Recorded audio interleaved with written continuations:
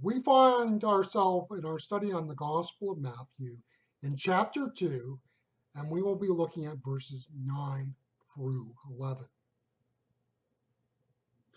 And having heard the king, they, that is the Magi, went their way, and lo, the star which they had seen in the east went on before them until it came and stood over where the child was. And when they saw the star, they rejoiced exceedingly with great joy. And they came into the house and saw the child with Mary his mother, and they fell down and worshipped him. And opening their treasures, they presented it to him gifts of gold, frankincense, and myrrh. One of my favorite Christmas movies is The Nativity Story, a 2006 movie. Biblical movies have two challenges, it seems to me, before them. On the one side is the fact that biblical narrative is minimalist. We are given just enough details to understand the story.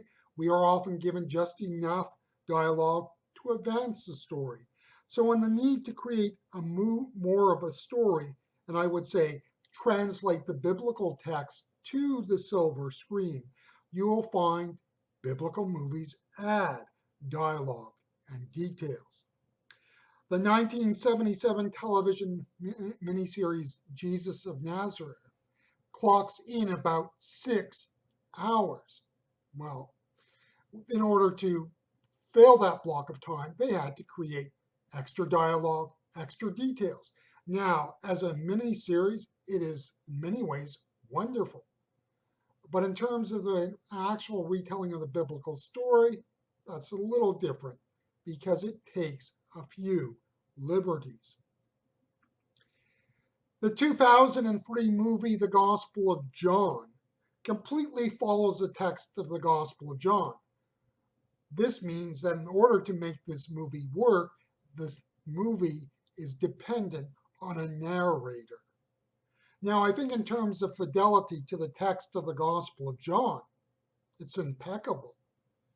It has done a great job. Where it fails, and this is not so much my observation, but from what I've seen in terms of critical assessments, is that it fails because it's not, in that sense, really a movie.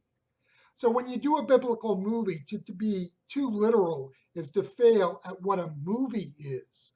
And to be too much of a movie means you fail to take the scripture, in a sense, literal.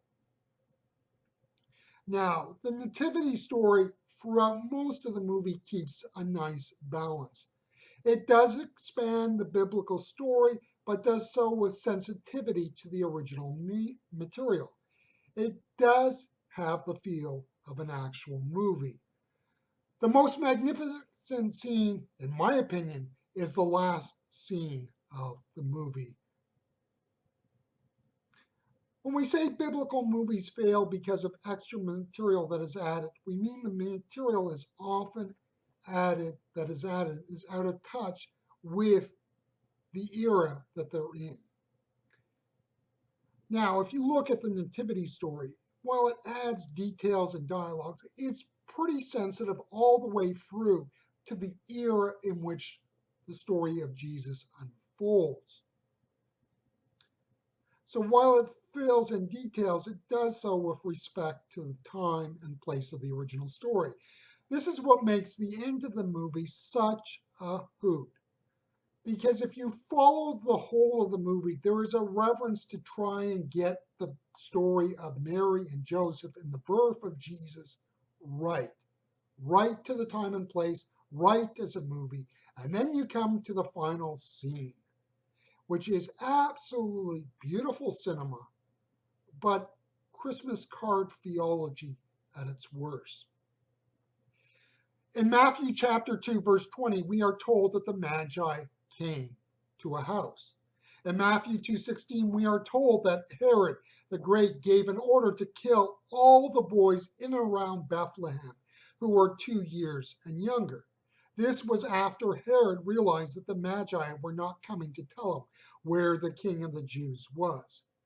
Christmas cards give us shepherds and free magi that first night. The magi probably did not show up until after the second Christmas.